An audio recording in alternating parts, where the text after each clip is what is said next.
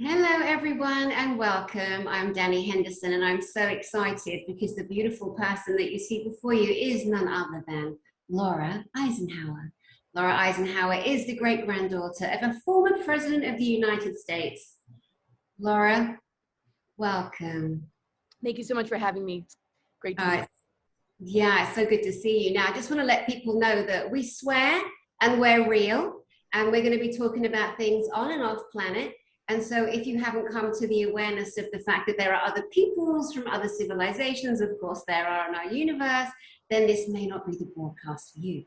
However, if you have an open mind, a loving heart, and you question everything as we should at this moment in time, then we welcome you to stay with us and enjoy this journey. So 𝗤𝘆, I'm going to go to my questions. As we discussed, we're both ADD. We need the monitoring to keep us on track because we're both chatterboxes. And right before we came on, we were just saying about owning the fact that we're ADD and the fact that you yourself are oftentimes in your numerous videos, you process to the side. Can you tell us a bit about that? Yeah, that's just kind of something I do. I don't want it to look like I'm not paying attention or engaged in the person that I'm talking to, but when I really start to get in the flow, sometimes I just kind of look away and I'm sort of holding space for that direct connect to come in, and it's kind of like taking me away a little bit. And it's kind of interesting because now I'm starting to look at other people in interviews. I'm like, do other people do that? And I like to call ADD attention on different dimensions as an acronym, because really we're multidimensional people, and sometimes to access certain information, I'm not fully here, but I'm grounded enough. But I think I've kind of always been like that. And there might be a little bit of shyness or nervousness too. That's a part of it where, I mean, I don't know though. I don't really feel that way, but I kind of ask myself those kind of questions. Especially if I've had like one of those weeks, or because sometimes if I'm really focused on the person I'm talking to, I end up picking up on their energetic field. So I kind of need to hold a container for myself so that what I'm bringing in is not getting too lost in how easy it is to really feel other people's energy, because I'm definitely very empathic and sensitive. Yeah, no, that's incredible. And I think as the adult that you are now, you're over 30, you've obviously always processed this is how your brain naturally works. And there are so many parents, people, excuse me, people that are going to be watching this, that we really want them to understand your kids are not being little shits, okay? If your kids are looking this way, or if a lover, partner, boyfriend, husband, whatever, looks at you and looks away, they are processing this way. It's how their brain works. So let's have some kindness, some awareness, some openness, and less judgment. All right, that's a really good point. I'm glad that we raised that. Okay, so let me just pull up the questions. All right, so 𝗤𝘆, what is your first childhood memory? Well, there's going to be just the glimpses of memories, and then the more significant ones that connect to a life-changing event. But I would say my earliest memory was definitely when I was living in England. I was born in London. I was born at home, and lived in England for about 3 years before we moved to the States. And I remember being at my grandparents' home and going up and down the staircase and just kind of like being, you know, the wild kid that I am. I remember being locked out of the house in the garden and having to take a wee-wee in the garden. Wee-wee?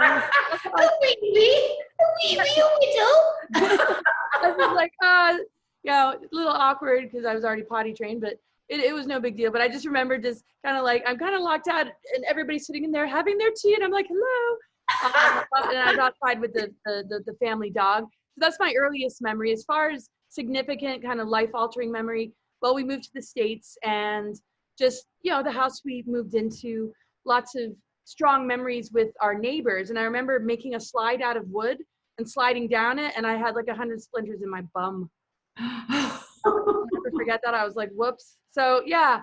And then just things with my, you know, parents, the first dog we got. I was in a pantomime. My father directed Babes in the Woods, where two kids wander off into the woods together and they die in each other's arms in the forest.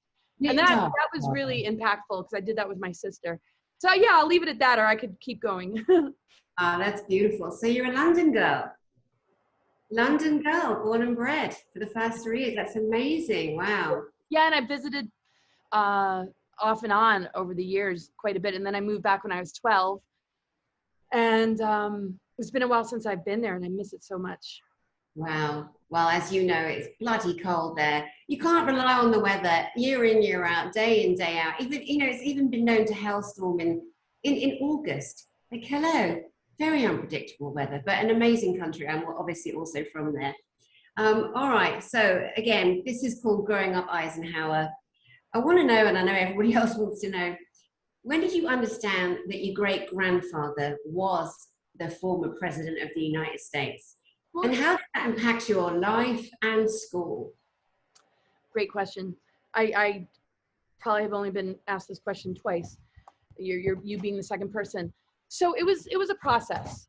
Starting at a very young age, I had visitations from him that I was very confused by. I recognized him. I knew he was a family member, but he was wearing his, his general, with all the 5-star general badges. And so you saw his spirit. That's how he came to you, as a ghost spirit of beloved. Yeah, wow. He was wearing his, his, back when he was a general, he was wearing what he would have worn then. Wow. And he just was making contact with me. And I was really young. I was probably 5 or 6 years old. And I was already being downloaded a lot about my mission here on Earth and sort of being prepared for this particular window period that we're in right now. And just information that I just was really almost distracted by, but I don't consider it a distraction. I considered almost everything else a distraction because I knew that this needed my full attention. And that's what made it really hard as far as being in school and that whole ADD thing where I'm just, I'm processing, I'm downloading, I'm definitely having contact with him. So his energy signature, his face, his presence was so familiar to me that as I was growing up and going to family gatherings, because, we've always spent Christmases, Thanksgivings together, had family reunions.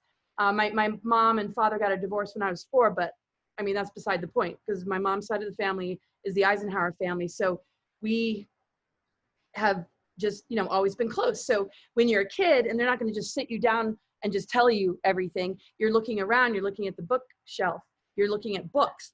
And it's kind of like, okay, well, I know I'm in the Eisenhower family and here's a big, thick book about Dwight David Eisenhower and Second World War and his presidency. So I'm just sitting here connecting dots, asking questions. And as my curiosity began to blossom, that's when family members began to speak with me more about him, what kind of person he was, what kind of grandfather he was, because I had more access to my mom and aunts and uncles. And it was interesting because my Uncle David married Julie Nixon, who's Nixon's daughter. So yeah. So wow. I grew up with them. Yeah, they helped raise me and I was really close to them. So it was just exposure, a mixture of exposure, asking questions, and then really spending a lot of time with myself, trying to understand, okay, how did I end up in this family? And what are these messages coming through, which were more almost like heart telepathic than direct kind of messages. It was just sort of a heart transmission that was part of this preparation. So the benevolent groups or the presence of these benevolent beings, I felt were, connected to him, which I learned about later with 𝗏𝗏, the Nordics, and what we hear about with Eisenhower and contact experiences. So not too long after, when I was 9 years old, I was standing at the grocery store line and I saw a weekly world newspaper article about Eisenhower meeting with ETs. But it's a joke newspaper similar to The Onion that nobody should take seriously. And, like Bat Boy take over New York and kind of headlines, just as a joke. And I saw that one and I remember just being like totally focused on it and totally curious and absolutely knowing that there is more to the story than this being a joke. And from then I just kept my eyes and ears open.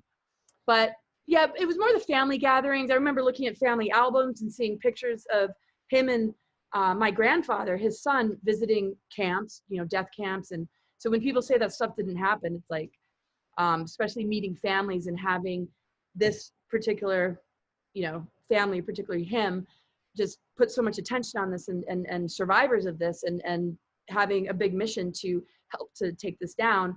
That was a huge part of my growing up and understanding who this man was. The spiritual connection brought it more into the galactic sort of larger picture. ET government treaties, what was that all about? His exposure to these different groups and races, and really finding the truth amidst a lot of disinformation, which has really been very, very heavy and accelerated and concentrated in this last decade of my life. Amazing.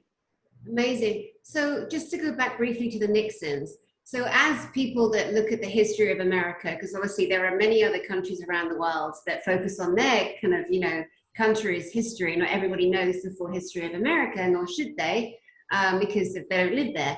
And also bearing in mind that, you know, when I asked you to do this broadcast, I had 2 subscribers and I was one of them. So what's going to happen is a different audience are going to see this broadcast that don't know about the deeply beautiful spiritual side of you and where you're going. They'll come to know that through this broadcast. But going back to the Nixons, so we know there was a President Nixon who was also the President of the United States after your grandfather, right? So how was that? I mean, how did that merging come? How come they were friends of your family? Well, Nixon was Eisenhower's vice president, and Julie and David were close enough in age to, you know, kind of have a little chemistry crush. Oh my gosh, I'm starting to fall in love kind of thing develop over the years as they were constantly exposed to each other.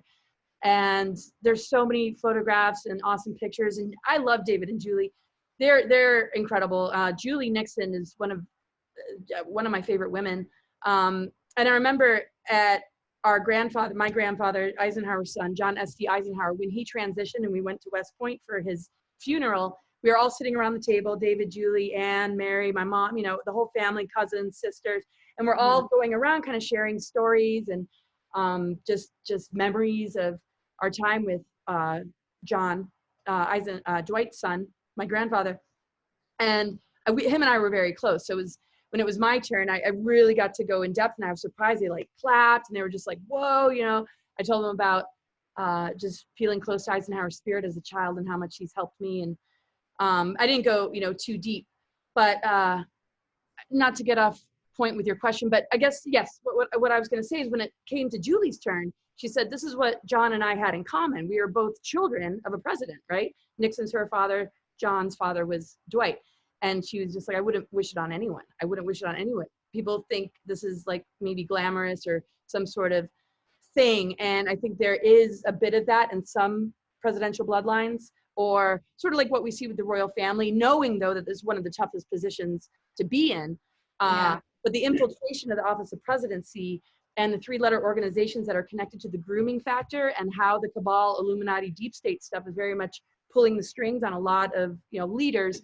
What I discovered about this family is it's very, very different from that. And getting to know Julie and growing up in the family, and beginning to understand that these things were happening, child trafficking, pedophilia, ritual abuse, I started to really pay attention. I'm like, oh my gosh, what if I grew up in this and I don't even remember or know?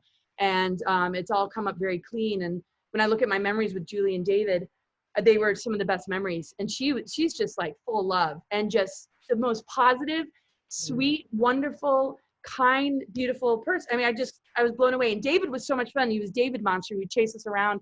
And then recently, you know, not that recently, but like within this last decade, I'm trying to ask about 𝗟𝘂𝗍𝗆 and trying to share about, you know, some of these things. And the conversation kind of gets shifted because it's almost too much for us as a family to try and put our heads, but we have so much respect for each individual mission. But one thing that I loved is David would always bring a karaoke machine, and we would end up as a family just like doing duets. I remember singing a Carpenter song with him and then singing Led Zeppelin. I'm like, I would never be prepared if somebody told me you're going to be singing Led Zeppelin to the Eisenhower family in your later years. But we have so much fun together as a family, and it's almost better to just be a family than get overwhelmed by the intensity of the right, the global opinions. Talking of opinions, a lot of people that have ever followed or studied the legacy of your great-grandfather, President Dwight Eisenhower, you mentioned that he was very involved, and you have photographic evidence. He was very involved in the survivors and took time to visit people. Can you speak to that? What survivors are you referring to? Well, I don't have those kind of stories as much as what I've read in books, what I've seen in articles, what I've heard in speeches, and what I saw in photographs, and what I felt in my heart, especially as a kid when, you know, we were in communication, and just some of the, I wouldn't say warnings, but some of the kind of like heads up. The warning of the military-industrial complex is very much the warning also of false media, rewritten history, and just this, I wouldn't say he had a desperation, but there was a big focus on this agreement that him and I had that I would protect his legacy, not just his legacy, but lost history that could potentially be rewritten. And because he plays such a huge part in history, that our relationship and our connection would help to set the record straight about things that they've cast blame or put upon him as that's undeserved. That needs to be sorted out for us to be able to learn and grow from our history. Because if we're calling on fake memories of our past, we can't grow and evolve very easily if we have nothing to learn from, because it's all false. So we have to protect the history from being rewritten, but also understand and respect the fact that there's multiple timelines and different ways of experiencing things. But then there is legit rewriting, manipulation, and all based in a particular agenda that wants to steer the narrative in its favor for world domination and control. Totally. And, you know, going back to that time, you're saying that your great-grandfather had an awakening, that there was complete manipulation. As a president of one of the, at the time, one of the most powerful countries in the entire world, as we knew it, he himself was manipulated. He himself was controlled. And these are some of the things that people are coming to understand. And, you know, we can have sympathy for so many people. I mean, some were just bad motherfuckers, let's face it. They were abusive, they were put in that position, they were manipulated into that position of power. There was a lot of cheating that we believe still happens to this very day across the planet, you know. And this is some of the things that, when it comes to the legacy of your great-grandfather, I personally feel and know that one of your missions here is to set the record straight, to speak about this great-grandfather. And this often happens, it skips a generation or two sometimes. And you've come here in this beautiful package, this woman, this wild, crazy, out there, speaks her mind, tells the truth, lives with love and passion for humanity. And you've been so brave, and you've been so educational, and you've been teaching us so much. And we thank you for that, Laura, we truly do. Thank you so much. Oh, darling. So, you touched on this a little bit earlier, because again, people that, you know, oh, well, she's an Eisenhower, or she's a Nixon, or she's a this or that. Were there particular perks and privileges to being the great-granddaughter of a former president? Well, I mean, there's some perks. I mean, it's a blessing and a curse in a lot of ways. And I don't like to look at it so much in that lens. I mean, it is what it is. Yes, he was manipulated, but I know he has a good heart. There are some things that I was concerned that he did maybe for selfish reasons. Then I realized, nope, that's not the case. And I remember just how we've connected since my childhood, that I really, really got to know him and how much he loved family. And 𝗟𝘆 confirmed that Eisenhower actually inspired him to have a family because of how much he loved his family. And 𝗟𝘆 is a being from Venus that Eisenhower became friends with and met with, and put on VIP status at the Pentagon for 3 years, you know, along with Nixon. And so my connection with Elena and her contact with Thorhan and 𝗟𝘆 confirmed that, you know, MJ12 signed the treaties with the Greys behind his back. So it wasn't just he was manipulated or mind controlled to do something, he was deceived and betrayed because they did things behind his back. I believe that, you know, when he was fighting the Second World War, his heart and his warrior energy and he was fully engaged. But as we know, the cabal owns both sides of war, creates that sort of war false flag necessity where a lot of lives are lost in this sort of like greater kind of ritual sacrifice, very much to destroy certain bloodlines and genetics so that we don't connect the dots with our root races and advance our DNA. Because that's the whole point of root races and unity consciousness, that we share these codes. So the genocide agendas are always to wipe those kind of things out. As far as perks, I mean, everybody in the Eisenhower family has worked hard, and the money that they have is the money that they've earned themselves. There were never any trust funds. I don't have a trust fund. Right. When I raised my kids, when I was a single parent, I mean, they'd help as much as they could, but it wasn't like, oh, it's time to give you your trust fund. No, I was on food stamps pretty much my whole adult life while still working, but just not making enough.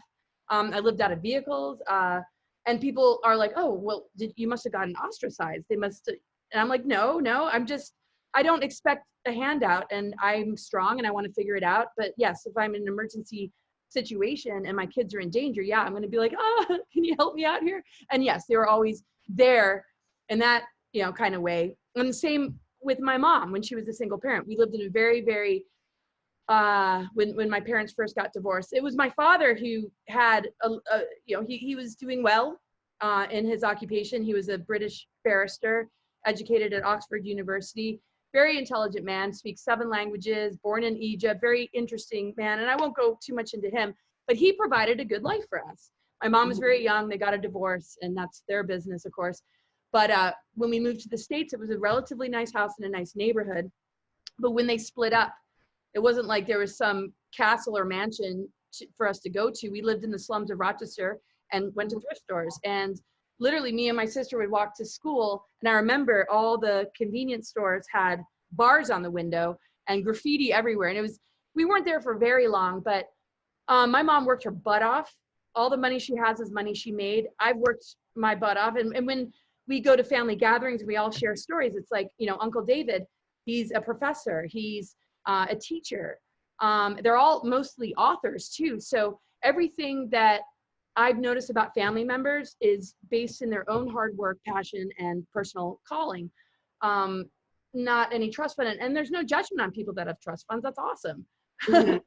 I'm like, you know, is there any of that kind of help hiding? You know, when I was sort of like in a bit of a panic in there. No, you know, maybe I remember my grandmother passed away. I think we each got $1,000. So we're not sitting on a lot of wealth. And that really opened my eyes, because when you look at certain bloodlines, family bloodlines in the presidential scheme, royalty or whatever, these people are sitting on billions or millions. So there's a very different family as far as what one would normally see.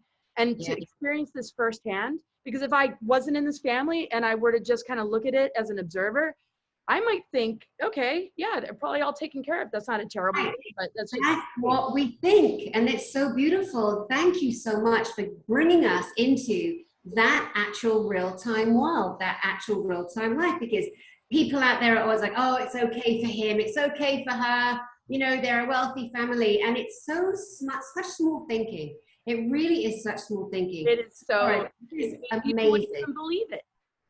Oh, sorry, I didn't mean to cut you off. Yeah, people wouldn't even believe it. It's amazing. And thank you for being so raw and vulnerable and true, because it's such an education, because it's going to open other people's minds, those that have never heard, you know, about you, knowing that you're out there live broadcasting yourself every flipping day on global issues and universal issues, and but to have a peek inside your actual real true life, from how your parents, how your grandparents, how your great-grandparents, your grandfather being the President of America, and the reality, the trickle-down reality. You're setting the record straight. It's amazing. It's beautiful. Well, I'm really glad you're asking these questions, because I think it's very difficult when people are kind of holding that projection. They might have just a prejudice, or I mean, this whole white privilege thing too. And I do understand some people's stance on why they go there, but it to me creates a bit of division, because these words are very much trigger words. We don't fully know each other's story. We don't know people's past lives. We don't know, I mean, when we look at kids that are child trafficked, when we look at genocides and Holocausts throughout history, I mean, it's multiracial. I mean, it's happened to, I mean, so we all need to just come together and heal and have mutual love and respect, and not assume that we know somebody's story or history or ancestry based in the color of their skin, or even what their family name might be. We need to take time to get to know each other and share stories to really experience true reality instead of projection reality or victim consciousness reaction reality. But yeah, I mean, even my sisters worked so hard. My sister lived in Brazil for the last 20 years, just moved to the States, was a school teacher making less than minimum wage. She married a native Brazilian. And I mean, it's just been wonderful to get to know a lot of family members. I would say that one of my aunts, well, she worked really hard as an interior decorator. She probably has, you know, more the greater wealth, but she worked her butt up, or she worked real hard for it. So anyway, that's pretty much it. And when people really understand where Eisenhower came from as a farm boy, how his parents did not want him to go to West Point and pursue his mission, very nervous about it, but there are stories about him like beating his head on a tree. Like he couldn't stand all that was coming through because of the level of calling that he was being asked to just participate in. I could relate because I remember being a kid and I really just wanted to I couldn't handle what was coming through, and there was no outlet. There was no way to explain it to people. And so it felt like I had a double life. And so his presence was really helpful. And we go way back, and as far as our soul past and history, but yeah, he wasn't raised in wealth at all. And there's so much misinformation. Like you'll see in his West Point yearbook, Swedish Jew, and there's nothing wrong with being Swedish or Jewish, but that's just not the truth of who he is. He's Dutch, German, and the background is the Anabaptists. And so, you know, and I think so the whole point is we got to be very, very careful of the information that we read, because people run wild with it, just like we're seeing with those that are open-minded still to our media without understanding how divisive and manipulative it is. Yeah, it's the most horrendous thing. And like I say to people, listen, you want to really learn something that hasn't been messed around with, pick a book from 1932, or better still, pick a book from 1895 when Tesla was alive, you know, before everything went down and before the big manipulations of 1897 in particular started coming in, and the whole global agenda to make the people stupid, take the advanced technology away, started to kick in, because Wikipedia is messed with, everything out there on the internet is people are like rewriting that every day. Of course, we're madly manipulated, but just in closing on that. So you're making it very clear, darling, that on weekends and Sundays, there were no stately homes to pop off to, that there were no castles in your world. No, I know the grandkids of Eisenhower would be invited, to attend certain things, but it's a lot different than just being a part of those families. I mean, my mom, she's been all around the world and visited with, pretty prominent people. Not to say that they're benevolent, but the level of compartmentalization makes it very difficult, because you can be invited to a party and have no idea what's going on behind closed doors or what these family lines are really about. They try and cover it up with the best of their ability. They'll kill people to keep these things secret, as they are involved in human sacrifice and ritual abuse. So it was very obvious that none of my family members had anything to do with that. But because, if you're a part of an Eisenhower bloodline, there's going to be certain events that take place that would need, on a public relations or a public facade level, to be like, oh, we'll stay connected to the Eisenhowers, because in the historical books, people consider him a hero. So they're going to have to carry that facade. And yes, he is very much a hero. There's a lot of heroes, but he said very openly, I'm not the hero. All these men that lost their lives in this war are the real heroes. Yes. And he did all he could. So he's very heroic in his own way. And he, made it very clear with his warning about the military industrial complex that something else is going on. And yeah, so nice. There'd be like these invitations. I've been to the White House. I've eaten dinner with the Bushes, and I knew, and I remember shaking his hand, and I was just like, what? The old fella or the younger boy? The older. The older. I was so creeped out. I think I was 16 years old, and it was a bicentennial dinner, right? So the White House sort of had an obligation to still honor former presidents. So as much as the facade was, okay, they're acting like Eisenhower's a good guy and they like Eisenhower, but they don't realize that Eisenhower was, well, they do, but the public doesn't realize, or pockets of the population, because I think a lot of people realize the warning about the military industrial complex was very much about the rise of misplaced power, and that it would infect and impact the office of the presidency. So that particular window was a very strange one, because, okay, so while Bush Sr.'s in office, he's throwing this bash, because he kind of has to, of the bicentennial dinner in celebration of Eisenhower. But really, the truth is that Eisenhower warned us with his final speech about something that these family lines are involved in. How much he knows the deeper details.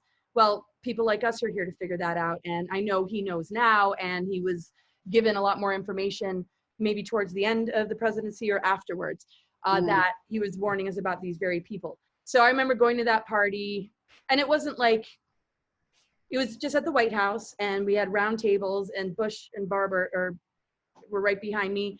And then it was time to shake their hands. And I remember, because I was like just a rebellious, like really wild child. Like my mom didn't want to take me anywhere because I was totally loud mouth. And I was telling you, every time she'd take me to any kind of gathering, I would start to talk to, you know, like Sam Donaldson would be here, or you know, some of these newscasters, Chris Matthews, and I would just go up and be like, hi, you know, I got this mission and this and that. And like, and my mom just, no. And I don't want to say anything negative, but it's kind of like, you don't know what she's going to say or how much she knows and if it's even accurate. So I tried to be but I remember shaking Bush Sr.'s hand, and I just remember looking at him and just being like, you know, I know there's something going on here, and this is showdown time, and this is the kind of stuff that, you know, we're dealing with.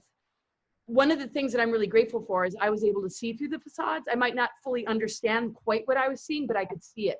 And so I had to hold a lot of my space for myself to be present with what my intuition and my higher guidance was telling me. And that's also why I live down the road, because how can I possibly do schooling or pay attention and sit still in class as you know, as children, of course, with the ADD part of it, but like later.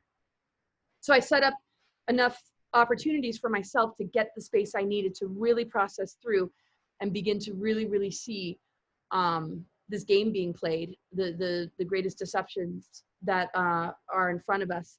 And of course, listening to whistleblowers, doing research, listening to victim testimony has played a huge part. But my background's in wilderness education, so I got a lot of time in nature.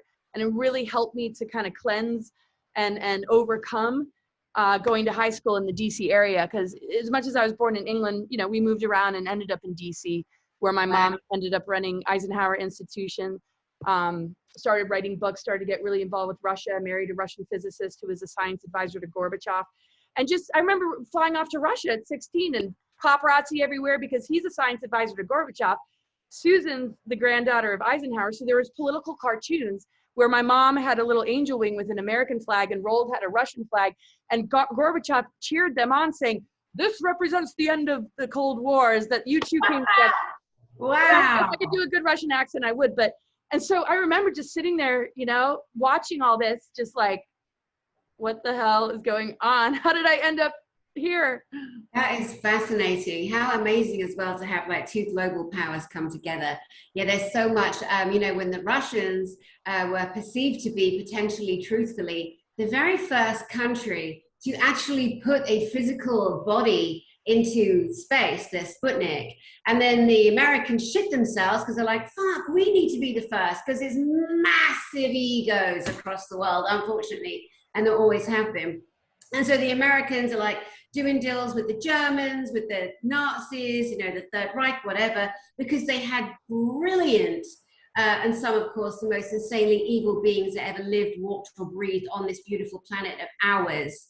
But the Americans did tons of deals, which became Project Paperclip, as we know. And if anybody cares to look that up, that hasn't have an awareness of that right now, Project Paperclip was when the Americans made deals with the Germans to come across to America and say, help us launch shit into space. You know, then they left a bunch of Germans in Antarctica.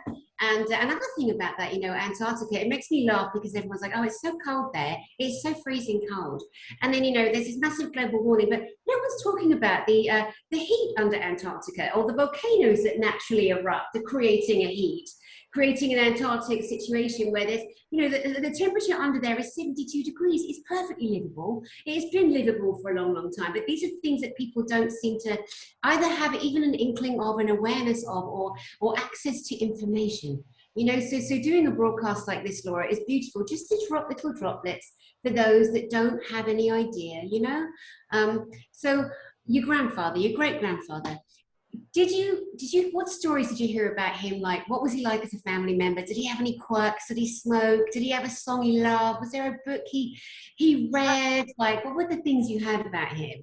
Oh, well, I'll go into that, but yeah, I just have to say, like, when you were saying all that, and I remember with your last question, I was going to actually lead into that, where that facade that I'm talking about of we won the Second World War, and that it's sort of it looks like that in the history books, while this silent infiltration is taking place because of Paperclip. I was actually going to bring that in, so I'm glad you brought that up. And when you look at Antarctica, as you were saying that, it's like a memory frozen in time, because it seems to be connected to Atlantis. So when I just feel into the vibration of it and the warmth underneath it, it's like a dormant memory frozen in time. It's like a big piece of who we are frozen in time and almost being invaded by what we experience as humans with amnesia, where we're easily, kind of infiltrated. So funny that became a base, even though the Atlantean era was very much where the cabal and the covert creation of Illuminati really began to take place. So just wanted to, mention that. And yeah, after the Atlantean cataclysms and what it did to our DNA as well and the planetary body, we weren't able to access galactic memories or have full capacity to, see a much larger picture. So anyway, Eisenhower was a great family member. There's so many photographs of him and the grandkids. I mean, 𝗟𝘂𝗏 really confirmed that as well when he said he was so inspired by Eisenhower's love for his grandchildren that he decided to have a family. I've heard a lot of channelings. I don't consider that every channeling is going to be 100% spot on. And some channelers I'm kind of wary of because they might not be channeling an authentic light being, even though it might appear to be benevolent. I've always been very wary. But folks like Carl Mollison, who channeled Eisenhower, when he explained the galactic history, things about the Anunnaki, and things about him and his character, I had like goosebumps the whole time. And anybody, you can look it up. Carl Mollison channels Dwight Eisenhower. And there's a huge portion of that exchange and that channel where he's talking about light workers and how one of the toughest things that light workers are dealing with is the fact that they don't believe in themselves. They have a lot of self-doubt. They have a lot of wounds and traumas because of the targeting. And that is so important that we believe in ourselves, and that he said that we've won and the light is going to win. But I mean, obviously there's quite a bit to go through. I would love to hear a new transmission of energy. And there's been bits and pieces coming in about what he's thinking and seeing or feeling about these times we're in. But 𝗟𝘂𝗏 is playing a really great role as far as that. And Eisenhower's not far away. I feel a little bit more cut off than normal as far as getting messages from him, but I'm not worried about it. I know he's busy because he hasn't left taking care of the human race and still caring. And there's so much coming through about how he's feeling and his sorrows. So yeah, he smoked cigarettes. He had 8 heart attacks during the presidency. I think he smoked a lot. A lot of them were very mini kind of heart attacks. So, I mean, but that was what was told to me. And I bet it's written somewhere. I could definitely reconfirm it by texting my mom. I'm like, didn't you say that? Because I've heard it quite often. So he's definitely a major smoker. And that's a great heart attack, Laura. You know that. What's that? Smoking is not the only reason. Like, you're talking about a man here who you came to understand through family stories and your own spiritual connection was a beautiful, loving man who understood it's not just global information here, it's also off planet, which we'll come to. A person that has a heart attack invariably has a broken heart, is trying to carry someone in his position, carrying the love for humanity, the fear and terror for humanity. So I would suggest that those 8 potential heart attacks were not all cigarette smoking related. Oh, no, absolutely. And you said that so well, and it's so true. I feel tobacco has its place. It can be medicinal. I feel his sorrow and his heartbreak. He was medicating with cigarettes. I don't think that was the main cause. It certainly, probably didn't help. But when there's deep heartache, you can die of a broken heart. I felt like I was going to die of a broken heart quite a number of times. And that's been the hardest thing kind of to recover from. I can't think of a worse death than feeling betrayed on a heart level. I mean, I can completely relate to how that is such a killer. And for some people, they can maybe not be engaged on that soul matrix, or it might not matter as much. They can just move on to the next person, or just kind of reset, or just be like, oh, well, they were a jerk anyway, or an asshole. Like, well, us here. Anyway, and just kind of bounce back. It's a lot harder for me, especially when children were involved. And I've had a lot of heart pain. I've been in the hospital. I never went to doctors growing up, but at a certain stage and just the heartbreak of really understanding what's going on a global level and having a lot of personal challenges. I had so many visits to the hospital because I was thinking about him. I'm like, not so much in the moment, but I would reflect on it, you know, after, where I had such extreme panic attacks, or I was really, really close to having a stroke or heart attack. And actually I did have a pulmonary embolism, was in the hospital before. And it was really because of a broken heart and the grief in my lungs, and just not, I wasn't able to take care of myself. I was so stressed, and that's so rare. And this was recently. So it just, so I cut myself slack, and I forgive myself for maybe just not being able to get out and exercise and be all positive and love and light. And I remember he would kind of like put his hands on me and help me to reflect with him, and just give me that compassion and support and understanding of, you know, there's no shame in feeling a lot and caring so much that it hurts. So, you know, and that's helped me to kind of recover and heal without being like, God, you know, you should be stronger than that. And I have been strong, so it's okay. And here I am today, and I'm doing pretty good. The world is, you know, crazy.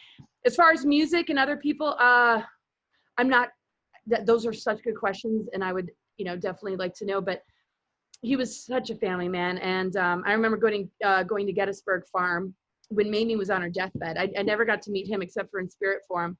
But so say who 𝗵𝗏𝗏 is and 𝗬𝗏𝗏𝗏 farm, darling. Yeah, what's that? Say who 𝗵𝗏𝗏 is and 𝗬𝗏𝗏𝗏 Yes. farm. Okay, so 𝗵𝗏𝗏's his wife, and they lived at 𝗬𝗏𝗏𝗏 farm. And the grandkids spent a lot of time there. I spent a lot of time there growing up. And it's crazy because when we go back and visit, it's a museum now. So it's not like, oh, we can just go and utilize the farmland and have this great, you know, house that's been left to us as just, you know, that's what people do when they get land. They usually pass it down to their kids. So it's just so surreal to go, and it's like a museum, and we're going on a guided tour to a place we slept and ate, especially, you know, my aunts and uncles and mom, way more than me. Wow.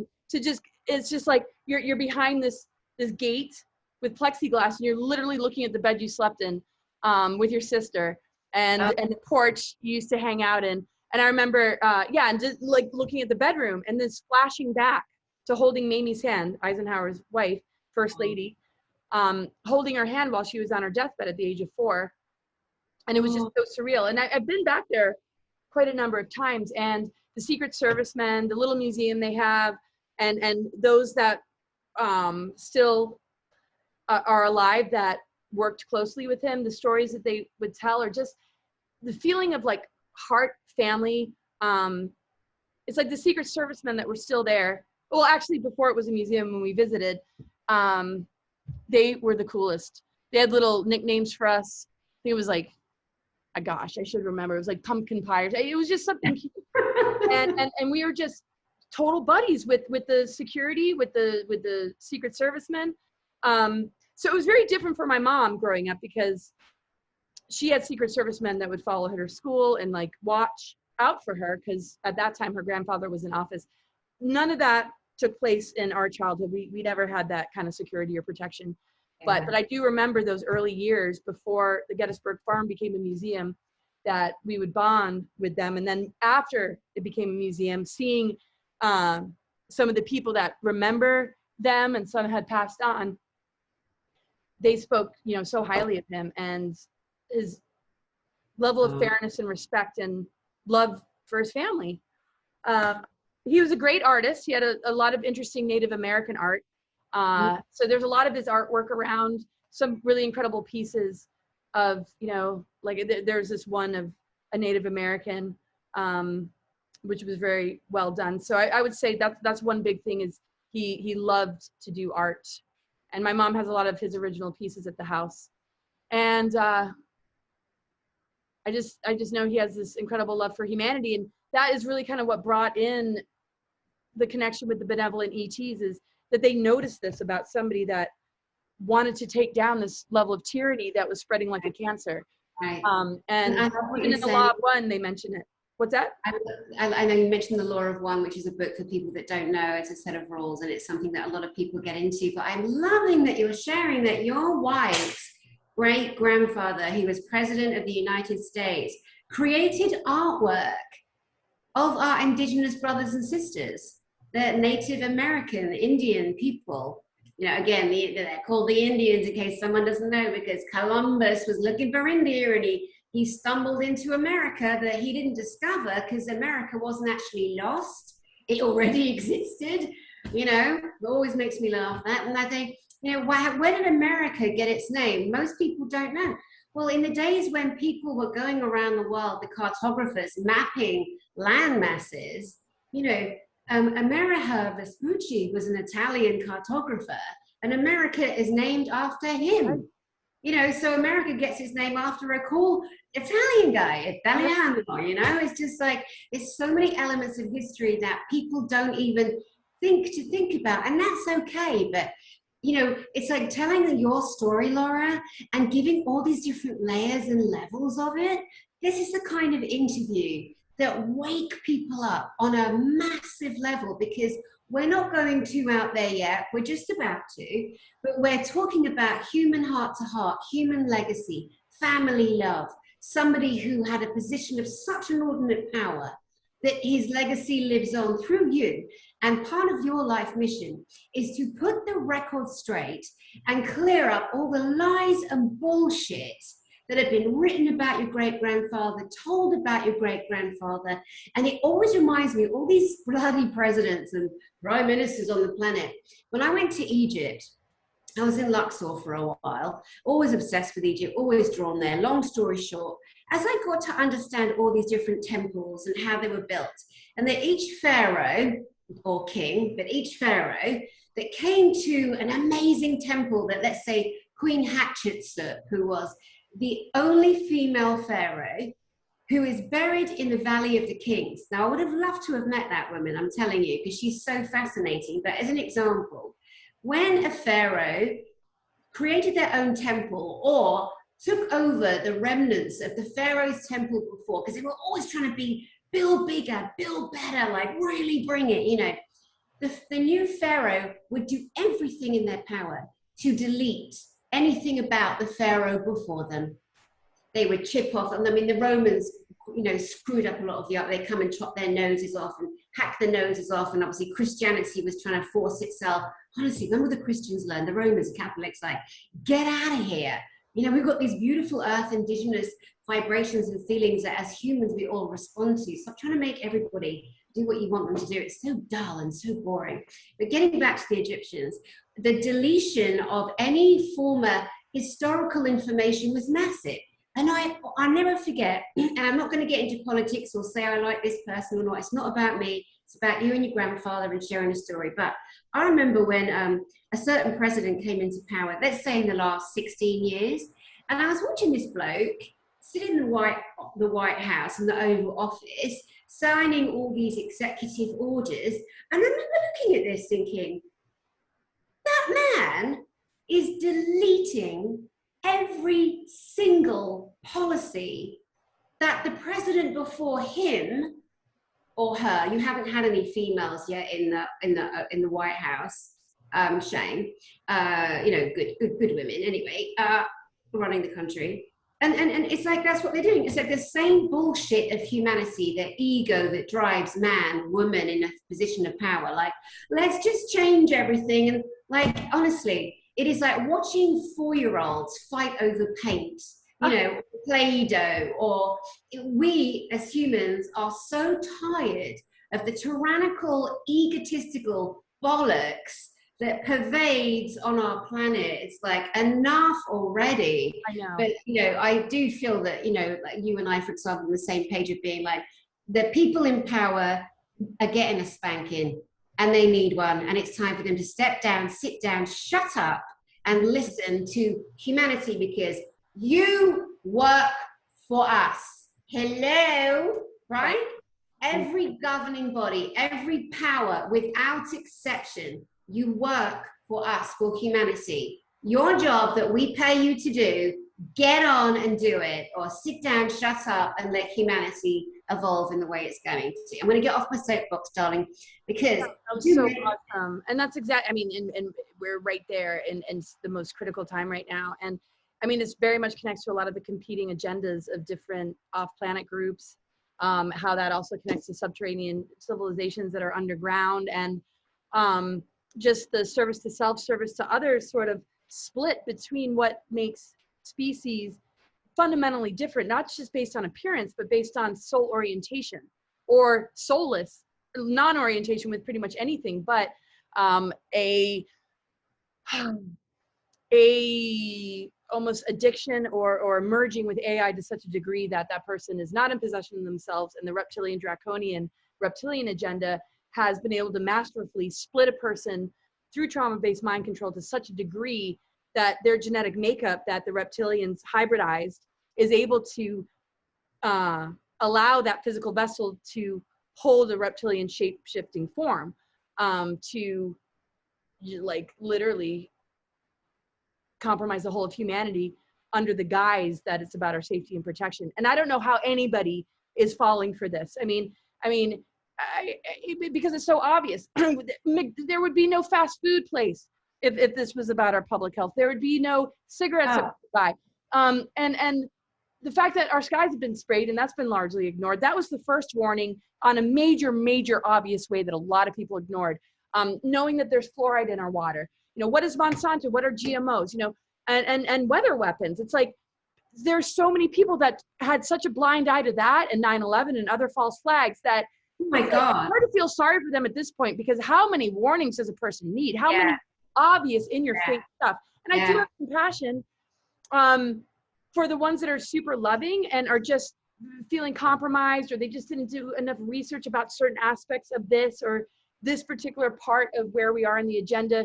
They think, you know, positive leadership is behind and can at least admit to some other level of corruption. I feel sorry for the ones that are still very heart-based, but the ones that are spewing these false narratives and really acting as the mind virus that is spreading this hatred and toxicity, it's really hard to deal with those people. And that's why boundaries and blocking, of course, but it's sort of like, if you don't get it by now, I don't know what kind of smack in the face, because they need to sit down and shut up, just like you were calling out those that are in leadership positions, because they are literally a part of feeding it, allowing themselves to be siphoned and enabling these artificial timelines and cheering them on. It's just like, you need to sit down and shut up too. Exactly. Sit down and shut up right now, please, and just listen. Or don't listen, just be quiet. Follow the leader that's not doing anything but forcing you to live in an element of fear. Because we are sovereign. People say that word, but to me it's like, I own me. I own Dani Henderson. No one owns Dani Henderson, not my mum, my dad, any husbands, boyfriends, lovers. No one owns me, not one person. Not one person on the planet can tell me what to do. Kiss my hairy ass. I am a human and I am free, and I am fiery and I am feisty, and I will hand you your ass, because it is time. It's like, when did we give up our souls? When did we stop like saying, excuse me, could you explain that to me, please? You know, it's like, enough already. Like, we're living in a military, globalistic, bullshit, boring world. And the biggest element to me, the emotion of fear, when you are a spineless, evil person, of which there are so many, the only way that you can control a loving species is to dominate them by fear. Oh yeah. And the beloved Jewish people, the Holocaust, you know, survivors, let's talk about those that have been alive enough to tell us their stories. You know, every day waking up thinking, am I going to die today? Oh, look, I'm watching someone get raped to death, someone get chopped up to death, a child being murdered in front of people. And, you know, I knew people. I was lucky, but the stories were horrendous. I mentioned that my friend 𝗦𝘂𝗶𝗆𝗆, who was royal family, Estonian royal family, stolen by the Nazis and survived 6 death camps. And, you know, at the time, I mean, the mind gets so fracked and decompartmentalized. And then obviously at that stage, when someone has been so badly abused, and so many people that suffer abuse, it creates a fracking in the mind, split personality. Well, yeah, because they couldn't possibly just remember what happened yesterday. That's enough to end your life, you know. It's a survival response, and they know that. That's why they use trauma-based mind control, because they know that the survival of that person will create that alter. And so many don't survive, but a lot do, and they splinter. So the level of trauma with, you know, Holocaust victims, those that weren't in these MK Ultra programs or born into Illuminati bloodlines where they sell their kids off to this stuff, traumatized. Right. That's a good point, darling. But yeah, keep going though. Yeah.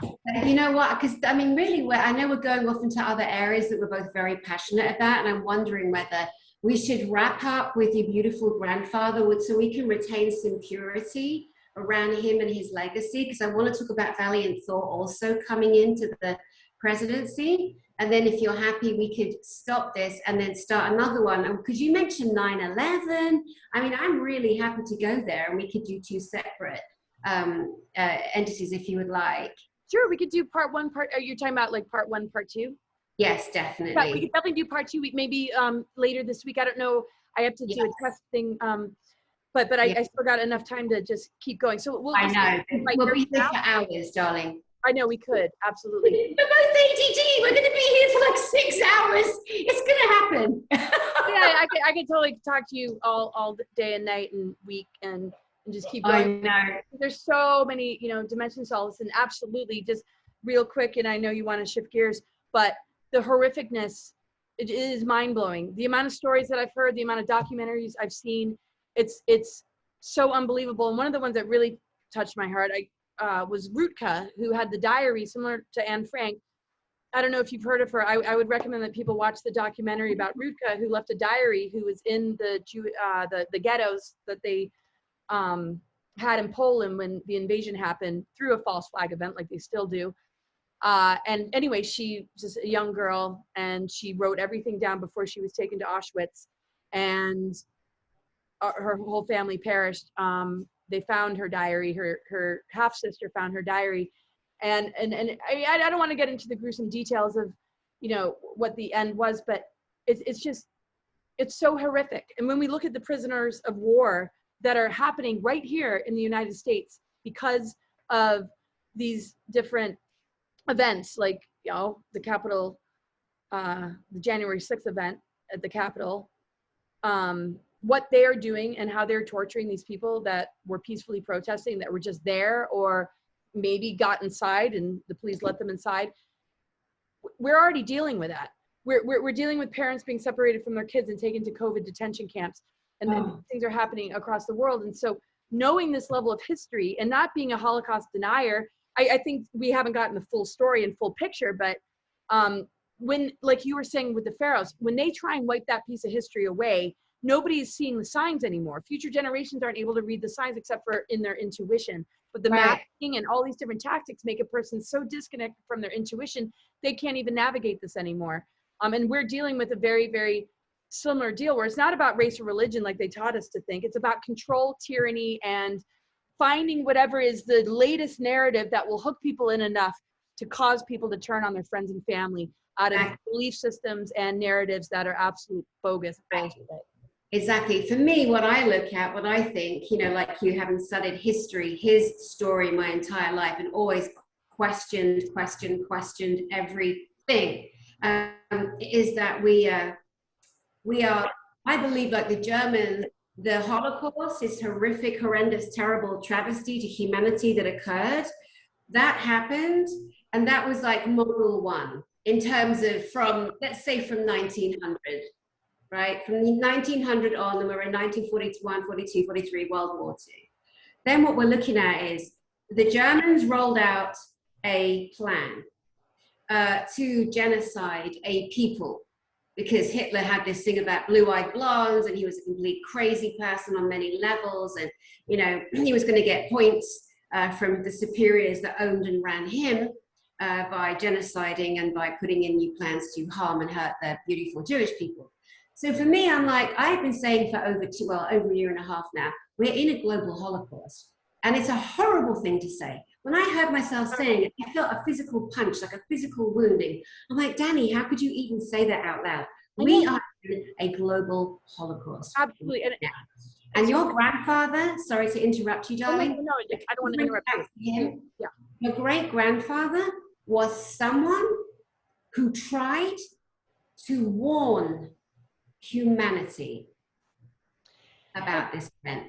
And you could only say so much. I mean, the level of threats that a person's under. I mean, and this is why I know that we linked up on a spiritual soul level. He was actually briefed that a descendant would be born that would help him to do what he couldn't do. And I don't take credit. I see that there's a specific role each family member plays. Right. I know I'm going into more out there territory and places that they're not really able to touch, but you know, but I found this out from those that were wishing to take me off planet so that I couldn't, you know, do this mission, which is a whole other story. But you know, the Nordics, the reason they gave the Nordics such attention, the Aryans are a root race, just like the Lemurians, the Atlanteans, the Hyperboreans, the Polaris group, the Moravians. Some people don't say it like that. I don't always say things in the way other Merovingians, thank you. All these different root races were meant to come together to help us to rebuild our DNA architecture, but the reptilians hybridized with the Nordics. So they were convincing the Nordics like, oh, you're the advanced race. No. They got infected by negative ego through the aggressive reptilian agenda mindset ideology that hybridized with the Nordic race. So the humans that came out of that hybridization program were very much all about superiority, ego. It's all about me, and we're the advanced race. When true Nordics that aren't a part of that didn't get hybridized when they first got attacked in Lyra, have tried to lend a helping hand, but their genetics got mixed up with the reptilians. And so when somebody like Hitler or any of these individuals are being mind controlled, they're being, you know, taught to protect the purity of a race and not allow anything else to incarnate through that race. Whereas the starseed families and the advanced groups allow anybody to incarnate in order to heal and rehabilitate. But a negative entity, service to self being, or somebody who's just running a bad mind control operation without realizing it, has to have the soul strength to say, I need to rehabilitate. And starseed families allow them to come in, whereas they will block any genetic healing in their own bloodlines, and they won't let starseeds be incarnated through their family lines. But when you look at some of the people that have survived MK or maybe weren't Illuminati families, but like Kathy O'Brien, a deal was made because her father was a pedophile. Like, okay, we won't charge you if you give us your daughter. So that's a different scenario. So she doesn't have, so she's a bit of an anomaly. Same with Tony Rodriguez, because it was based in some like altercation that went down at his school. They pulled them in hoping, and it was almost like they didn't know. I mean, I don't know with their time travel technology. And I'll shut up in a second because I know we want to shift gears. No, don't they tell had yourself sort of the anomaly of being able to come in with a different genetic makeup so that they could override the mind control and the level of abuses. Because they pulled them in from outside of the bloodline. And you know, maybe they're being punished for it because it's like, oh my gosh, now they're writing books and they're whistleblowers, like, whoops. Yeah. So it's incredible. So everything that you've said, so many people who are already, you know, pushing beyond the bounds of what they've been told to think and believe as history. There are so many people, thank goodness, who are like very much aware that we are not the only race in the entire universe, but there are obviously people that are going to see this broadcast between you and I that don't know that. So just to educate them and bring them up to steam just a little bit, you know, you are a forthright speaker and lecturer and have been for many, many years in bringing information about other people from other civilizations, meaning there are other beings that have been known as aliens and different races for so many years. I mean, people talk a lot about the Bible, that even in the Bible, other beings from other civilizations or the sky, just look at angels. It becomes very easy when we gently bring information where people are like, oh my God, that's not about Christianity, shut up and die, you blasphemer. You know, when people sit down, shut up just for a moment, stop trying to follow something they've been told to believe, and just go, do you know what? I'm just going to have a little think about this. When you decide to yourself, maybe if I listen to other information and expand my beautiful brain that's mine, that I'm not going to go to hell if I listen to something else. That's how humanity has controlled humanity. That's how the arsewips at the top have controlled the people. It's just insane, right? It's crazy town. So you're talking about Nordics, you're talking about reptilians, about Draco. So just in a nutshell, what are you saying? Who are these species and what did they do with our human brothers and sisters? Well, I mean, these species or these ET groups are a part of our galactic heritage. It's encoded in our DNA, in our dormant DNA and what they call junk DNA, that we have connection to these higher harmonic universes that take us back to the core seeding of human life in the time matrix, coming through from the guardian founder groups, the cosmic trinity that has, you know, we're talking Elohim and Seraphim as being some of the main groups that ended up at war with each other with the fallen races. So I feel, because it's a free will universe and the masculine and feminine began to get a bit differentiated, and this sort of Luciferian rebellion kind of energy that brought in a lot of, you know, fallen groups and convinced them to be a part of this, and the hybridization that took place opened a portal, I guess you could say, of the really, really heavy kind of warring groups of the Draco Reptilian that they formed kind of an alliance with in order to gain control, and they compromised their DNA. On an earthly level, after we sunk down into this lower density, we're dealing with so many cataclysms, floods, pole shifts, and the breakup of continents that it destroyed Earth's more advanced civilizations. And the survivors had a really, really hard time rebuilding their culture or preserving any of that higher civilization. And that's why some of the lower creator gods or Anunnaki that started to really interact with Earth decided to genetically manipulate humans so that they could become a slave race, because things were a little bit difficult for them as well. Some do have alliances with those Dracos, some don't. So you have a lot of deity kind of energies or archetypal energies within those pantheons that are trying to correct what especially like Enki and Enlil got caught up in, because their lines got infiltrated by reptilians. So it started with Seraphim, fallen Seraphim connected to Lucifer, Enki, the fallen Elohim connected to Enlil and Jehovah and the floods and this and that. So these have been like competing brothers. And then you got the goddess energy, the Gen-Isis, that brought in the Grail lines, the angelic lines, and that greater journey to go into the underworlds and come back up again in order to regenerate and rebuild and reflourish human life, and help us to activate our dormant DNA, which is what this ascension window is all about. And Venus transits and the fact that the sun started to move to the 13th sign, and how the timelines have shifted, and the Andromedan energy is able to connect with us again because the galactic cores have reconnected. Before all the root races had come about, the Aquafarians came in. And if you look at, you know, Aqua rays, the mother arc, the Aquafarians were actually Andromedan. They went extinct during the electrical wars. So systematically, the removal of advanced beings that were very much here to assist were not able to incarnate anymore. But so many of us as humans have that galactic heritage and inheritance that when we can hold space for ourselves to begin to tap into, we recognize, wait a second, we are the ETs. And future aspects of ourselves might be coming in to warn us. Digressed versions of ourselves might be coming in to abduct us. I mean, everybody's got a different story. But when we're dealing with off-planet stuff, we're not dealing with time in the way that we are incarnated into the time loop, in the holographic time loop.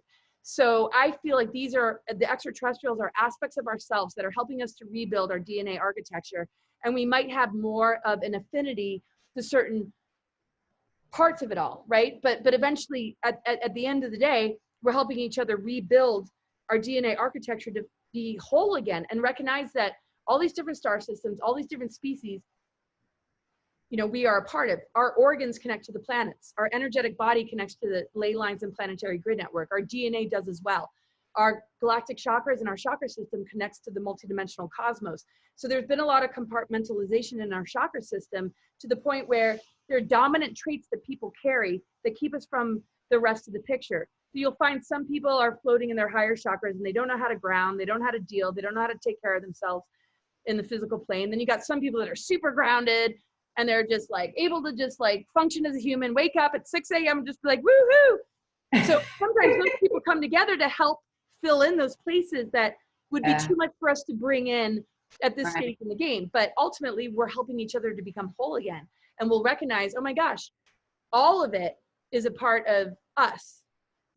So if there's a certain affinity, it's because diversity functions well. And we kind of need to play different roles, just like we see with ecosystems in the web of life. But it doesn't mean we can't have a likeness or that common thread of connecting with the 0-point unified field. So we help each other, you know, rebuild our DNA. We help each other to see the shadow parts of ourselves when we, you know, find ourselves maybe with narcissists or abusers. I mean, it's all part of this greater work, understanding that even the reptilians and these more malevolent groups are showing that shadow side of what we need to work on and what we need to go through to cleanse ourselves of it, so that we can be a living example of a planetary system, you know, that works, that is in a higher frequency of synchronicity, of abundance, based in the currency of love with Mother Earth, who's abundant and gives us food, gives us miracles, everything we've ever needed. Cosmic connection with it. Yeah.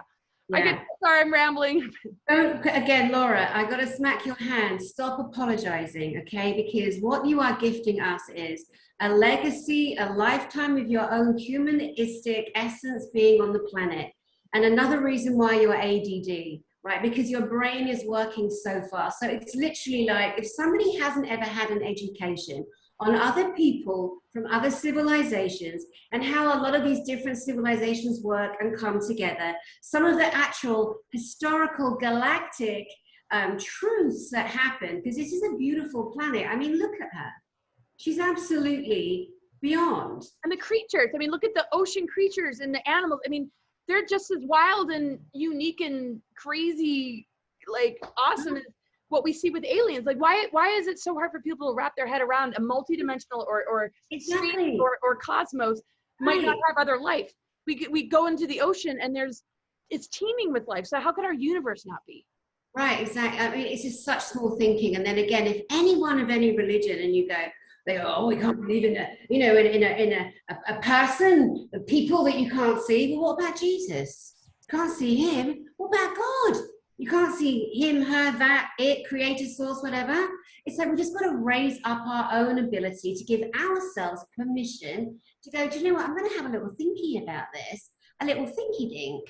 Like if we go back the last 15 minutes from this point of this broadcast and you give a complete rundown of at least 12 different civilizations, species, you know, I think people should take notes.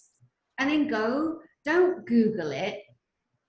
Go on DuckDuckGo, go on another browser. You know, we've got to get away from this, you know, monopolization of every single corporate entity. Oh, you want to find something, you got to go on this, or you got to go on that. No, you don't. You're going to give yourself permission to go play wherever you want. But yeah, I think, Laura, the last 15 minutes of you, just that narrative, it was like, well, I remember in 2012 when you were on stage and it was like a United Nations event, that's kind of, you know, element, and you were just up there and you were just giving, gifting, sharing, speaking truth into people, ideas, expressions, possibilities into people, and you're still doing it.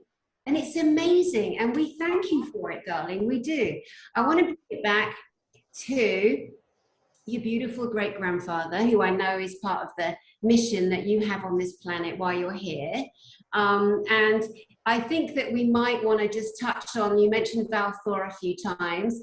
I want to tell my own first connection to 𝗟𝘂𝗆, Valiant Thor, was reading about the White House. I remember in 2017, I took a photograph of this beautiful man that came from somewhere that entered the White House during a great-grandfather's presidency or reign. And this man was able to infiltrate any room he wanted. The secret security or the secret service was so pissed off with this person that your great-grandfather had let in the White House, who said he was from Venus and was bringing information to help humanity. And then the second time that he really, I had a crush on him, I'm not going to lie, before I met my late fiance. I thought 𝗟𝘂𝗆 was all that in a bag of chips. I thought, how exciting, what a gorgeous looking being he is. And then I met our joint friend, Elena Danan. And it's funny because I watched her tonight when she actually physically met him recently, I said to her, I left her a message, I said, darling, you should poke that video out there again, because she's so like, holy fuck, I just met 𝗤𝘆𝗀𝘆. And that's a really great watch. So 𝗦𝘂𝗃𝗃𝗃𝗃, she's a friend of Laura and I. She's somebody I love to the ends of the earth. She's such a star sister. And she also has her own connection and has had, and that's exciting too. Your great-grandfather, mate, seriously, share a little bit about what you were told from family members and from your own experience of your great-grandfather and this man known as 𝗟𝘂𝗃𝗃 or 𝗟𝘆𝘂𝗃. I don't have anything from family members. This has been a very independent journey. I don't have any inside information coming from family. But I have to say, you know, I'm close with them. I do feel there's certain things that they are not able to share. I mean, they must have noticed something. They must know something. And I do feel that at that time when he was in office of presidency and they were in their teenage years, and because they're all very, you know, close in age, that they were told what the public hears about Eisenhower going to a dentist appointment, at least for that first contact.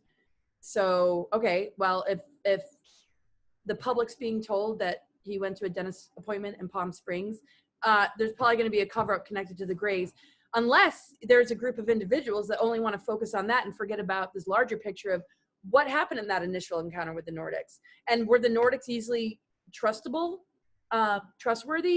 because of the history of Nordics and the hybridization with reptilians, even as far back as the Lyran Wars, when the Lyran system collapsed and we lost connection to our avatar consciousness, which is when our 12-strand DNA is fully activated to the point where we can come and go in the physical as we please. So we went on this free will journey to lose it and regain it. Okay, so I never heard anything much from family. I feel they were sheltered, protected, and just kind of given the same sort of narrative. For all I know, they know a lot more. My mom kind of leaked out, well, you know, we were told for your protection to not really go there. And it's like, well, kind of too late. I don't know if you've watched it. And I'm like, have you did my lectures the last 20 years? Hello. And I don't want to say anything, you know, I mean, my mom is awesome and she's great, but I mean, this is just over the years. So, and I don't know, maybe she's seen something. And I mean, I'm in all support of my family, and what they know or don't know, I have no judgments about. It's very, very tricky and sticky and crazy. So I never really heard anything at all from family. There was a few little leaks here and there, and I started to kind of check it with my intuition about it to kind of see where they're at. And then I just knew kind of just to leave it alone and just do what I do. But what I have heard mostly comes from the Frank Strange's book, folks like Rob Potter, Raymond Keller, who we interviewed, who is connected with Venus, Craig Campobasso, who's producer of the movie Stranger at the Pentagon, which actually is one of the few movies that has extraterrestrial energy in it that says based on a true story. Most times you have to say it's fiction. Right. So that was pretty wild, and he's a great friend. He's written some books. He's a major contactee. We went to his house a few times, and he gave my boys all sorts of memorabilia, 𝗟𝘂𝗃𝗃𝗃 necklaces and books, and like, you know, they were just like, oh, this is so cool. And they were just, you know, little kids where, you know, they're happy if, well, I guess it's not baseball cards, more like Pokemon for children these days. But anyway, they were just thrilled, and it was really cool because it was a huge activation for them. But anyway, yeah. What I heard, you know, through all that, and Elena can really just bring even more clarity to it because of her contact experience. And just reading Frank Strange's book that had more of a direct earthly experience, where Elena's obviously, you know, when 𝗟𝘆𝗀𝗃 is not here on the planet. So connecting those dots, and I think it'd be really great to actually do a roundtable, and it'd be awesome if you were there too, where we talk to people that knew 𝗟𝘆𝗀𝗃 on an earthly level that are still alive. And then, you know, Elena, who had contact with him on a non-earth experience. Yeah, so, you know, just that they were put on VIP status for 3 years at the Pentagon. And Val made it very clear what his mission was. Eisenhower was all about it. He actually became close with Nixon as well. I think Nixon was a bit compromised, though, especially listening to some people's experiences. So I don't know. And there's nothing I can really say about that. But Elena has confirmed this friendship that was formed between Eisenhower and him. And it was just like with the Nordics. It got shot down. It got vetoed. He wanted to align with 𝗏𝗏𝗏𝗏𝗏 mission. They wouldn't allow it. And this is when it becomes real obvious that the president doesn't have as much power as people think. He's dealing with the Joint Chiefs of Staff. He's dealing with certain advisors and the shadow government control forces that literally will either lie to you, betray you, or like really, you know, kind of shut something down. And there's a lot about that, of understanding the legalities, the government structure, you know, at that particular time, and how that was even possible, that the authority of a president didn't supersede or override that of those around him. But that is the nature of the shadow government, particularly, you know, you mentioned Project Paperclip, all these things that happened in 1947 to set different laws in place to make certain things not accessible to the office of the presidency, things that are deemed top secret. And so Eisenhower, you know, lost control, especially with the Greys and MJ-12 doing this behind his back with the MJ-12 being his cabinet, Laura, because for people that don't know, MJ-12 were your great-grandfather's trusted guidance, counsel, military at the highest friggin' level. And your grandfather, we understand, great-grandfather was introduced, 𝗏𝗏𝗏𝗏 introduced the highest technology that would help humanity. How would that technology have helped humanity, Laura? Well, any of these technologies, I mean, most of the stuff connected to the Greys has to do with mind control, social engineering, the chemtrail agenda, you know, some of that darker stuff. But you know, some benevolent technology as well, but used and weaponized in a not so good way, because they do utilize, I mean, just like we see with chemtrails and HAARP, they utilize the elementals, they utilize chi, they utilize life force that they siphon and steal from humans.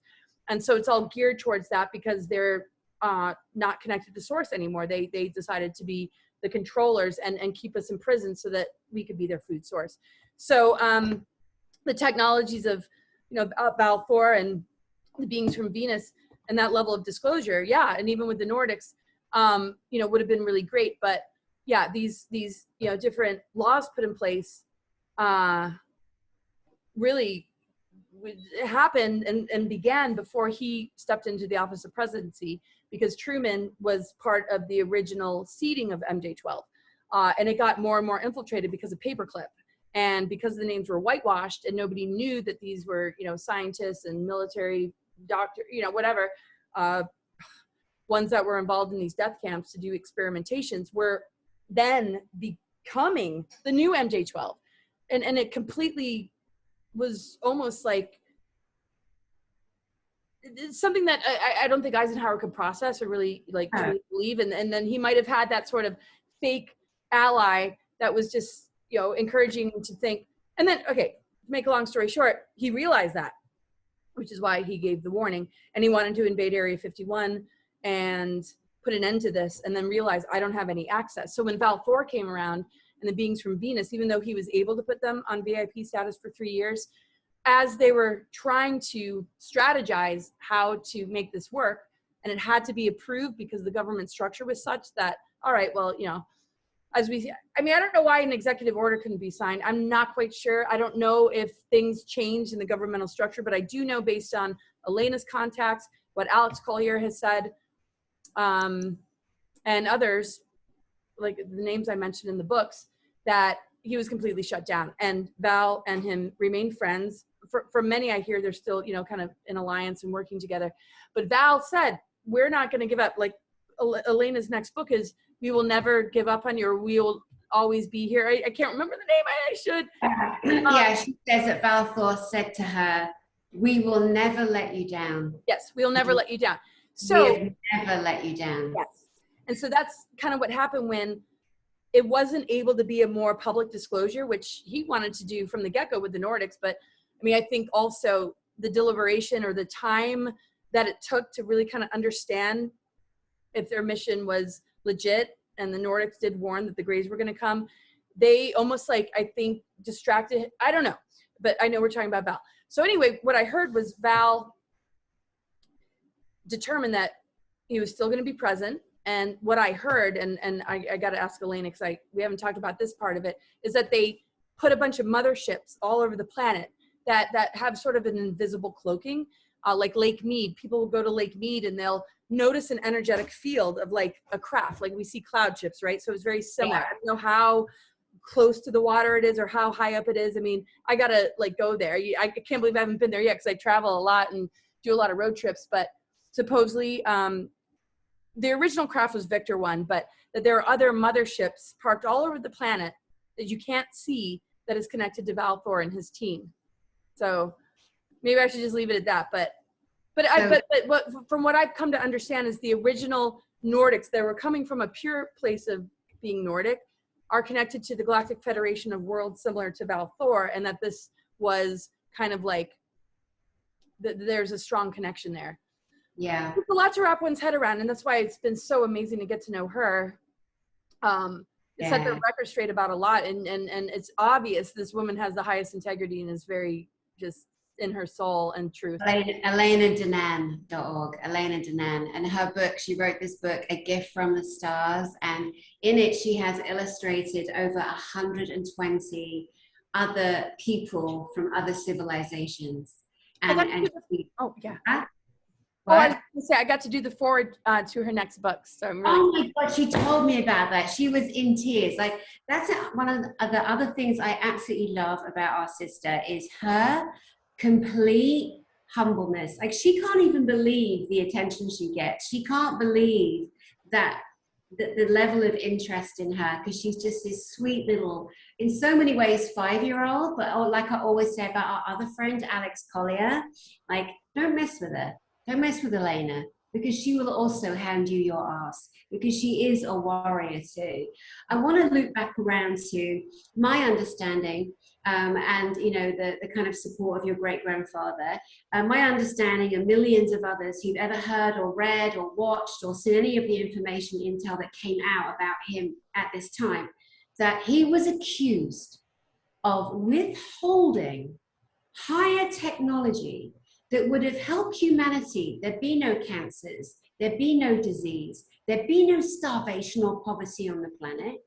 We were told and led to understand that your great-grandfather did not sign a treaty that prevented humanity from having access to said technology. What we were led to understand was that his cabinet went behind his back and signed a treaty with those minging, funny-looking, evil as fuck, grey species known as grey aliens, who are headed up, guided by more nefarious species, reptilians, Draco. But also, people don't think for a minute that your human brothers and sisters on this planet who are in these positions of power aren't in cahoots with these other people from other civilizations. They are really as dumb as dirt. They really think that you're stupid, that you, human man that has a family and children, you're stupid, you are, or you're just going to go along with what you're being told to do. You mother looking after kids and parents and having an amazing job, you're so stupid. You're not going to question anything. Oh, just go along with it. Everyone just like boop, boop, it's going to be okay. This is blowing up so much bigger. And Laura, you're coming from a place of love, are you not? Or Laura Eisenhower, are you looking to dominate the planet, darling? Oh my God, I'm looking to help all that go away. And it's all about sovereignty, connecting to Mother Earth, connecting to the 0-point unified field, and experiencing our spirituality on our own terms, and also how we decide to take care of our human vessel and what we put in it. I don't have a mindset for domination. I don't actually understand it. Like, I don't even know if I've had, and I don't want to be like, oh, I've never, it's so unfamiliar to me. It just doesn't make any sense. If I exert any force, it's the fight for justice. It's the fight to help and rescue children. And it's also, I don't like the word fight, but it's also the passion and desire to create harmonious and beautiful relationships. to really live on a deeper level so that we can assist each other in rehabilitating and healing, and we can be more honest and open and transparent about our process, so that we're not all just being like, there's new age bullshit and you're going to pretend that like, oh, you just have all the answer.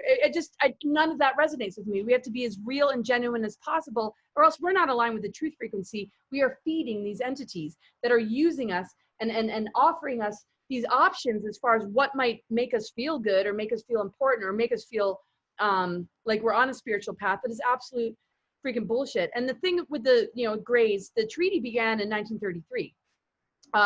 And it was established by the Bavarian Thule and Illuminati societies. Even Phil Schneider talked about it. Then you have another renewal of it. Well, actually, this was around the Roosevelt administration. So supposedly it gets renewed every 10 years. And by the time Eisenhower's administration came in, they considered it a surrender. But then that is a little bit different than what we hear from like Elena and Alex, that they did it behind his back. So he was always about that level of disclosure. And I'm glad that Val Thor recognized him as a friend, because as much as Val Thor wanted to release these things to the public, I do believe that the positive Nordics came in and wanted to do the same. The problem is there's been so much indoctrination and mind control that even if these things were disclosed, you got a bunch of humans that have bought into the reptilian agenda without realizing it, that might not know how to use these technologies in the best way, because if they're channeling or connecting to an entity that says, oh, you have this in your hand, it's kind of like the ring of power, this could corrupt you.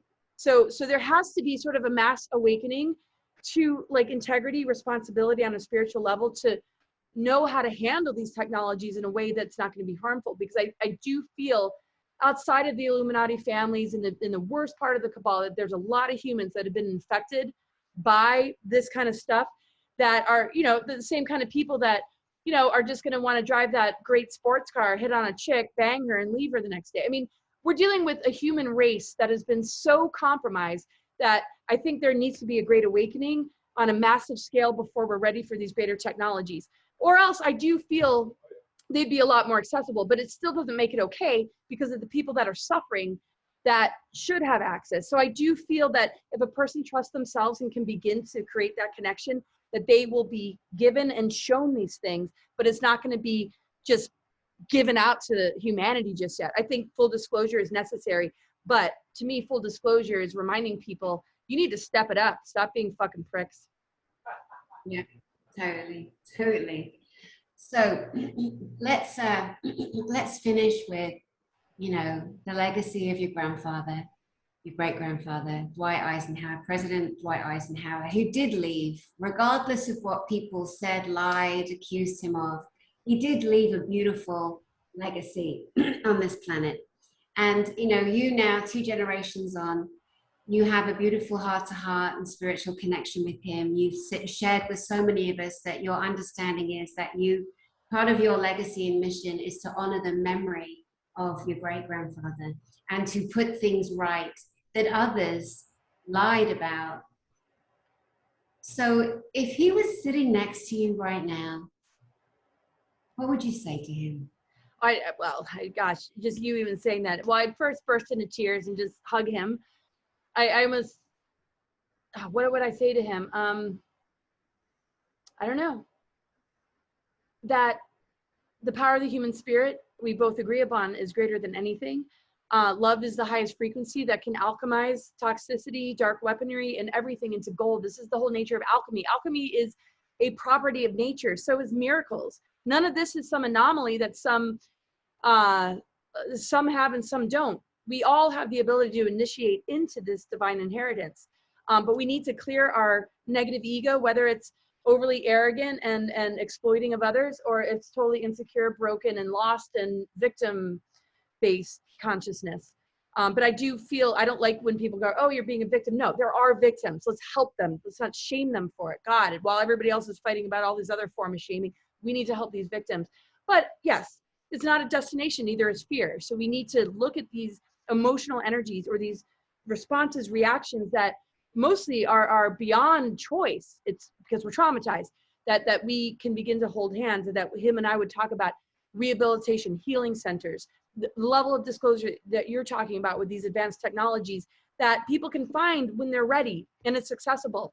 It's not going to be difficult for them to find, but it's not going to be blasted out under the rulership or leadership of this regime that is very based in communism, or this false media where it's like, oh, they're just going to mess with everybody's head as far as if you can have access. You're going to have to sell your soul first. What, to get access to life-saving technologies that are, so this is the scary part, is we have to protect what is sacred. We have to protect certain things. And when people are ready, they're going to be able to find it, because it's not just for the elitists. It's not just for one particular circle of people. It's going to be available to all, but there needs to be an energetic understanding that exists within the person that will create the miracles and synchronicities for them to be able to find it, because of the level of censorship that exists. And we can like begin to really take down this deep state cabal and begin to replace governments with a completely different structure, which is all about rehabilitation and healing and these advanced technologies, and opening up to our true galactic heritage, which I see is coming. So what I would do is be like, not only cry in his lap, but fist bump and be like, I know, as much as we're going through this weird phase, I'd be like, don't you agree that this is where it's all heading at the end? And that those that have been mostly or deeply affected by the jab or the dark weaponry, mind control, that are ready and willing to heal, that we're going to create a new civilization that holds space for those individuals while working very closely with Mother Nature to work with the abundance of her, and nurture community and really protect our kids from this BS. And I think him and I would just be visionary together, not fear-based. I really feel that we inevitably we're going to have to move through this passage. It wasn't like they were going to be like, oh, okay, all right, they're on to us, we're just going to stop. No, it's their survival. They need us as a food source. This is why there's such I mean, they're obsessed. They're not going to just stop. It actually gets worse the more they begin to be taken down. They're going to amp it up and amp it up, because their survival response to being called out means the end of their reign. And it also means they don't have a food source. So what, they're going to go back to space dust, or they're going to have to heal and begin to reincarnate and begin to hold themselves accountable to what they're carrying as far as the level of criminal abuses. You know, there's the hidden hand, and oh, well, we had to create this dark polarity, and then we're hoping to, you know, and there's all that as well. It really kind of depends, because when we look at the pyramid and that kind of hierarchical system of the reptilian mindset, not everybody who has a reptilian influence on them is experiencing it in the same way. But the fact that through media, Hollywood, entertainment industries, medical industries, school systems, educational systems, that the reptilian agenda is being streamed through it to indoctrinate people. They want humans to be as low as they are, as far as their ideologies and their mindset, so that they become their agents to attack and target the star seeds. And this is what I feel is happening with the AI. They're weaponizing humans against those that were going to help people move into the organic ascension timeline and advance themselves. So there's going to be a lot of casualties, but nothing can stop us. Nothing can stop the organic ascension timeline. Yeah. So that's beautiful. So with your great grandfather, you'd cry, you'd hug him, and you'd say, let's vision this together, and then continue on. So just and it's already there, I feel, but yeah, sorry, go ahead. I'm so happy for you, Laura. Honestly, it must just give you the greatest faith and the greatest hope, having that personal connection to a beloved that's part of your DNA, your ancestral lineage, your masculine, your feminine, and a person or peoples who are very dominant on this whole timeline on this planet.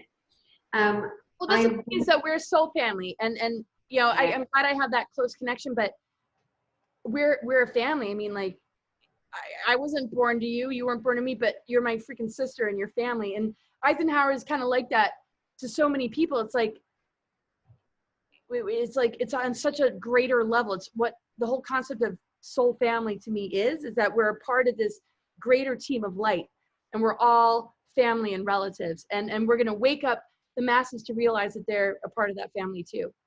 We're brothers and sisters, all of us together, on and off planet.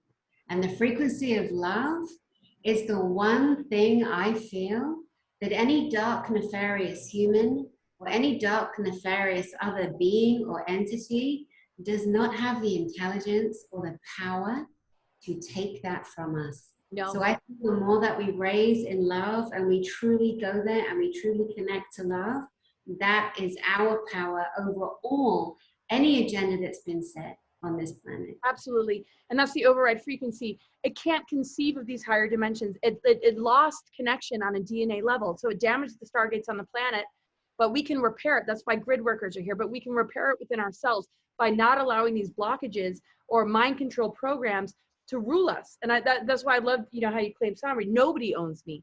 We have to determine that, because nobody can ultimately compromise us unless we're somewhat in consent. And we know that it involves consent. So even the mandatory stuff, okay, I might not consent. Are you going to try and kill me? Are you going to force it on me?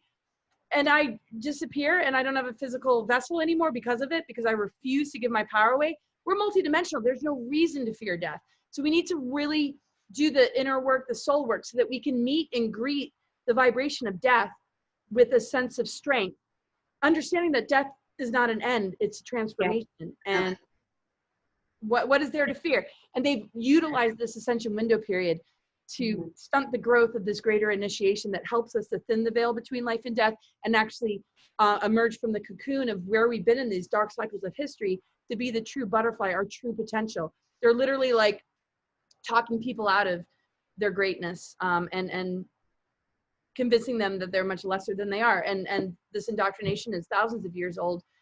And you know, but then they replace it with, oh, but get this degree, get this certificate, be this doctor, be this, what, you know, we'll prop you up in society with these big paychecks to give you this false sense of, and those things are great. These people are intelligent, but there's something outside of this whole system that people need to begin to tap into to get that spiritual sovereignty back, so that they don't have to fear death. It can be the death of following authority and being obedient just for the sake of, you know, being the good citizen, even though a lot of them know that politics are corrupt, that we hold space for those individuals and they can get out of their ego because of whatever achievements cause them to say, okay, yeah, I'll take that jab so I can go to the school, or I'll enforce it on others.